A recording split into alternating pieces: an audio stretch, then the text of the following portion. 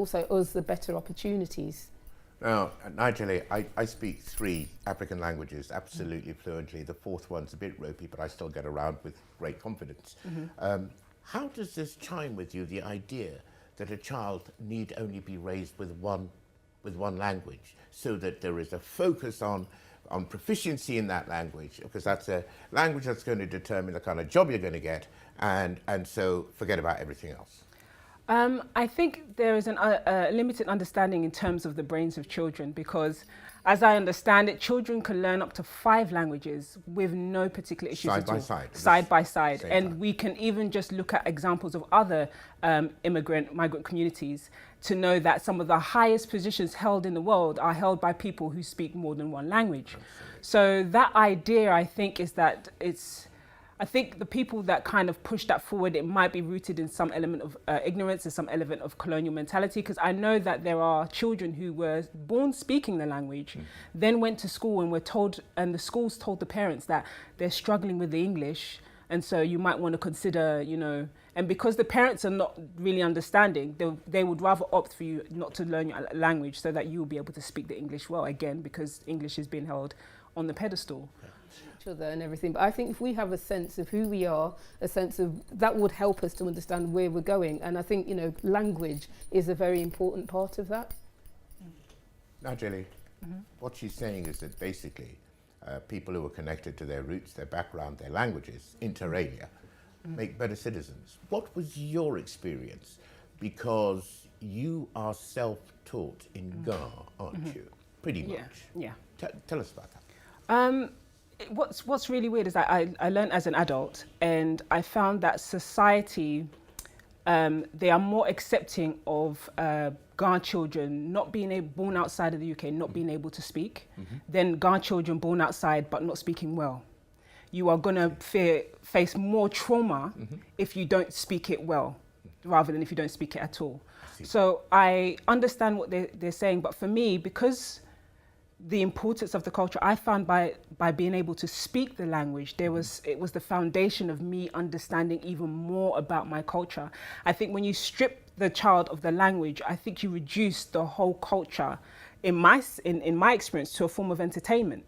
Like many of us, we don't speak, but we know about the music, we know about all the entertainment aspects. But when we are looking about the food and things like that, but when we're talking about the sciences and the principles and the, you know, the socio-economic aspects of our culture, they're underpinned by our language, and that shapes the culture. So I feel like when you understand the language, it's like a foundation to understanding a lot more. And when you understand the culture past the entertainment value, because the thing with entertainment and things that entertain, they go out of season. So when society decides that African culture is no longer fashionable, a lot of us are going to be like, okay, let's drop our Africanness. But when you understand the foundation and what our ancestors felt, and because our language is shaped by our principles and how we view our society, and society for our survival, that is still important to us today. So by understanding that, it doesn't go out of season. Your survival doesn't go out of season. So I think people need to understand that language is more than simply being able to communicate, but it's about understanding the framework and the principles that your people and people who look like you, how they think. You've actually created flashcards which go back to explaining kind of the language, the vernacular, right up to and including the grammar that's used in the Ga language. When we come back after the break, we'll perhaps look into that a little bit more. But that's the end of part 3. Join us after the break, when we'll be wrapping up the discussion on whether African children in the diaspora should learn their ancestral languages right here on Your Voice. Now, Jelly, what I love is that you've actually taken this thing one step back. You've created learning aids as part of, is it Gardangwe.com? Yeah, the Gardangwe.com. Yeah. And what do they do? What's their mission and purpose? So when I was learning to speak the language, one of the struggles I had was finding resources. Right. And when I did find the resources weren't catered to people born in the diaspora who would not have engaged certain things. So if you're going to say a proverb in Ghana, for example, if I have not seen a calabash before, the proverb is not going to make any sense to me. Absolutely. So I wanted to create a resource that was for such people, dealing with the basics of the language and the culture. So essentially what the Gadangme is an online resource for the basics of Gadangme culture, particularly for those born in the diaspora. Right. It's so interesting that these things are absolutely critical to learning a language.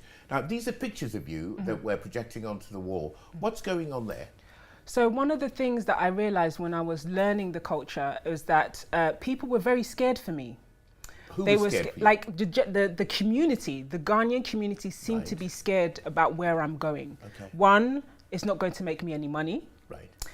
Two, like I would speak to the priestesses, because what I found is that the priestesses and the priests were usually the custodians for a lot of the traditions, because during colonizations they were ostracized. So it's almost like they were allowed to keep certain elements of the culture. And I started to realize that if I really wanted to get down to the sciences and the medicines and stuff, I need to go there. But there was a fear about engaging them. So what I do with these images is I'm almost trying to say, don't be scared. Be yourself and be true to who you are, and let people see it more often. So in that way, when they see it, they're not scared, especially people in the diaspora, because that kind of fearful mentality passes down to the children. And I'm challenging that essentially. Very well done. Najeli, you have made this journey of cultural awakening in yourself. It involved you changing your name, did it? Yes. What happened? So I think as I learned more about my culture, I was more proud. I became more proud who I am. I wanted to share who I am with the world. I wanted people to see what it was about. You know, I was seeing lots of young people wanting to do the same thing. And I realized that my ancestors came up with something that was so amazing that I just wanted to embody it everywhere I go. And then I also felt like one of the biggest things is that how somebody calls you and how you respond. And I didn't want to respond to a name that originated from my colonizers. If somebody was going to call me and call my spirit and call my body, it was going to be something that represented me and my ancestors. So as an adult, I decided, you know what, I'm going to change my name. That's the first thing. So now when people call... What were you called before, if I may I was ask? called Carol. Excuse me? Carol. Do I look like a Carol?